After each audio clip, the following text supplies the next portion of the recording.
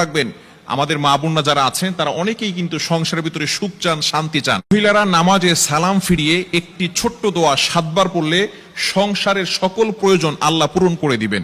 মনে রাখবেন, আমাদের মা বোনরা যারা আছেন তারা অনেকেই কিন্তু সংসারের ভিতরে সুখ চান, শান্তি চান, এবং বিশেষ করে অনেক সময় স্বামীর অবস্থা খুব ভালো থাকে না। স্বামী দেখা যাচ্ছে অনেক কষ্ট করছে কিন্তু সংসারে কোনো উন্নতি করতে পারছে না, ডেভেলপ করতে পারছে না। এই জন্য মহিলারা বিশেষ করে যারা আছেন তারা কিন্তু ঘরের ভিতরে অনেক সময় পান, নামাজ পড়ার একটু সময় পান, নামাজের পরে একটু আমল করার সময় পান। যেহেতু পুরুষরা বাহিরে থাকে, সকালবেলা বের হয় আর অনেক রাত্রে চলে আসে, পুরুষরাও যদি পারেন এই আমলটি করবেন। 5 ওয়াক্ত নামাজ আপনাকে মাস্ট বি পড়তেই হবে। যদি আপনি সংসারের ভিতরে সুখ চান, শান্তি চান এবং প্রয়োজন হাজতগুলো পূরণ করতে চান, তাহলে অবশ্যই 5 ওয়াক্ত নামাজ আপনাকে মাস্ট বি পড়তে হবে। নামাজ ছাড়া আপনি সংসারের ভিতরে কখনো কোশ্চিনকালেও আপনি কিন্তু সুখ এবং শান্তি আনতে পারবেন না।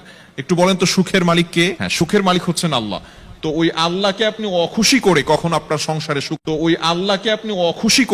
আপনার সংসারে সুখ আনতে পারবেন না। একমাত্র কাজ হচ্ছে নামাজ পড়া। নামাজ 5 ওয়াক্ত নামাজের পরেই এই ছোট্ট দোয়াটি পড়তে হবে। দোয়াটি হচ্ছে ইয়া কাদিয়াল হাজাত, ইয়া কাদিয়াল হাজাত।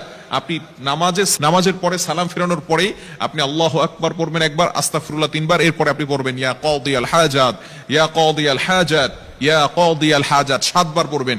এভাবে যদি আপনি আমল করতে পারেন,